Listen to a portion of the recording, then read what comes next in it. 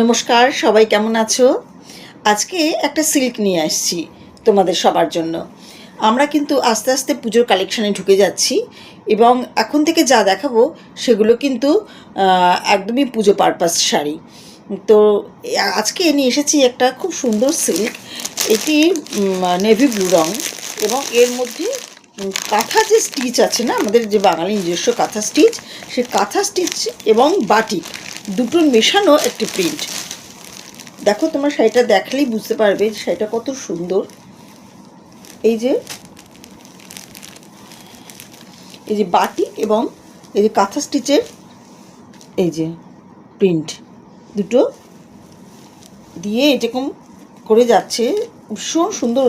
সিল্কটা অত্যন্ত ভালো সিল্ক। এই যে এরকমভাবে শাড়িটার মধ্যে দিয়ে এরকমভাবে যাচ্ছে, ঠিক আছে। আর এটা হচ্ছে এইরকম। কি দারুণ না শাড়িটা! এভাবে কাঁথা স্টিচের বাটিকের উপর কাঁথা স্টিচের ডিজাইন। আর এটা হচ্ছে নেভি ব্লু, নেভি ব্লুর মধ্যে ব্ল্যাক দিয়ে হচ্ছে বাটিকটা করা। এই যে এটা হচ্ছে আঁচল। দেখো কি দুর্দান্ত আঁচল, ভীষণ সুন্দর। ওই ডিজাইনটা দিয়েই পুরো আঁচলটা করা হয়েছে। আর এইটা পুরো এরকমভাবে এই পাড় দিয়ে উঠেছে, কিন্তু এই গায়ের ডিজাইনটা, গায়ের কাঁথার ডিজাইনটা পুরো পাড় থেকে এরকমভাবে ত্রিকোণ হয়ে উঠেছে। পুরো তেকোণ হয়ে পাড় থেকে উঠেছে। আর এই ব্লাউজ পিসটায় দেখায় একটা অসাধারণ সুন্দর এই ব্লাউজ পিস।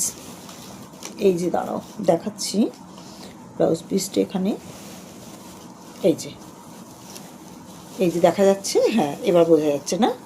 একদম অন্য রকম একটা দুর্দান্ত সুন্দর ব্লাউজ পিস কিন্তু এর সাথে ম্যাচ করে রয়েছে। তাহলে সবথেকে বড় কথা হচ্ছে এর কোয়ালিটি এত সফট, এত মানে খুব নরম, পরে এত আরাম পাওয়া যাবে শাড়িটা। আর এই ধরনের শাড়ি সারা বছর যে কোনো পারপাসে পরা যায়। পুজো হোক, বর্ষা হোক, গরম হোক, সব সময় সব ঋতুতে এই ধরনের শাড়ি কিন্তু পরে ভীষণ ভীষণ আরাম।